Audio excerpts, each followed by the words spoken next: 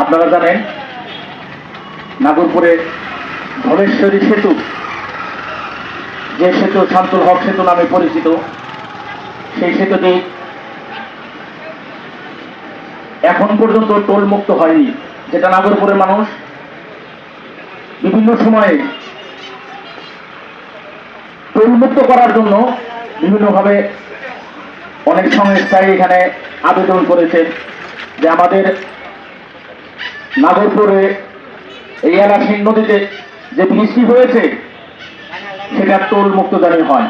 সেজন্য আমি আমাদের সকলেরই প্রিয় নাগরপুরের গণমানুষের নেতা, যিনি ছাত্রদল থেকে নেতা থেকে জননেতা, আজকে যিনি মাননীয় জাতীয় সংসদ সদস্য নির্বাচিত হয়েছেন, বিপুল ভোটে নির্বাচিত সংসদ সদস্য, আমাদের সকলের প্রিয় মানুষ জনাব রবিউল আওয়াল লাবলু ভাইয়ের কাছে আমাদের আকুল আবেদন, আপনার মাধ্যমে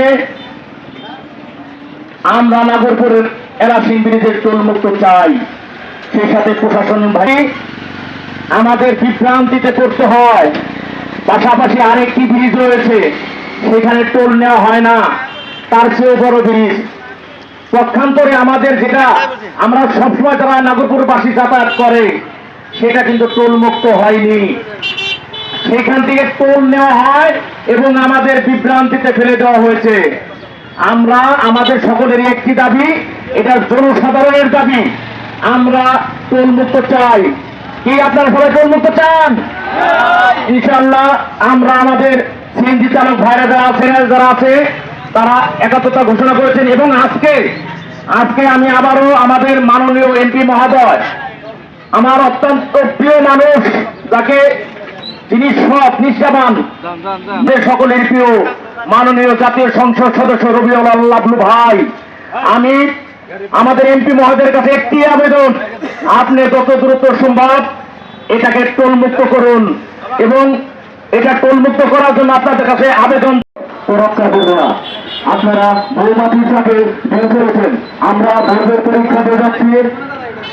আমরা আপনাদেরকে বলতে চাই, যতদিন পর্যন্ত এই টোল বন্ধ না হবে ততদিন পর্যন্ত আমাদের এই আন্দোলন সংগ্রাম চলমান থাকবে। অতএব আমরা চাই অতি নিকট আপনারা এই টোল বন্ধ করে এবং জনগণকে আপনারা সুস্থ চলাফেরা করার জন্য করবেন।